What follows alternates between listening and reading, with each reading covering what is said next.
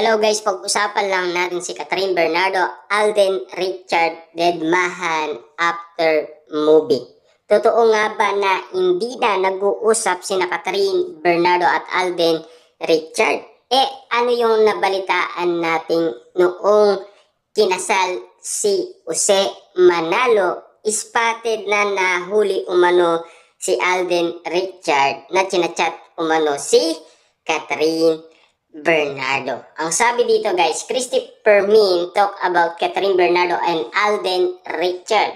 It's true that Asia superstar Catherine Bernardo and Asia multimedia star Alden Richard are no longer close after their Hello Love Again movie. Yan kasi ang sinasabi daw ni Christopher Min sa kanyang YouTube channel na talagang inintay ang impormasyon na galing umano kay Christopher Min. In the past interview, while promoting this movie, Catherine Bernardo and Alden Richard admitted that they become close to each other. Rumor as it's that the Kapuso actor started courting the kapamilya actress after doing the movie.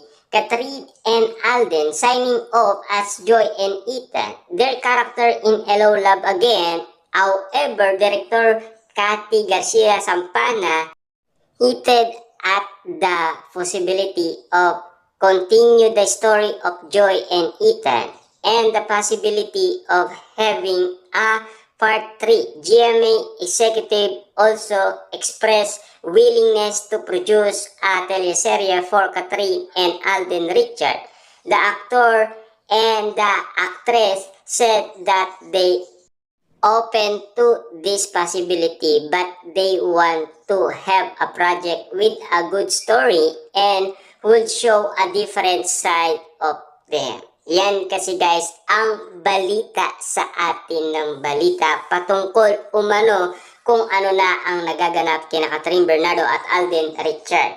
In a recent episode of Showbiz Now na, the YouTube talk show of veteran showbiz insider Christopher Min with Romel Chica and Wendell Alvarez, based on the article in Bandera, they talk about Catden tandem.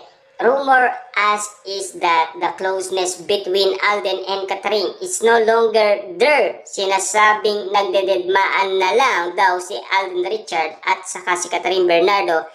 Hindi na nga raw binati ni Catherine si Alden nung nag-birthday. Christy said, yan kasi ang sinasabi nila at yan din ang ina-update sa atin. Ano na nga ba talaga ang katotohanan? Bakit dedmaan na ang Catden after ng kanilang movie? Totoo bang umiiwas lang sila sa issue?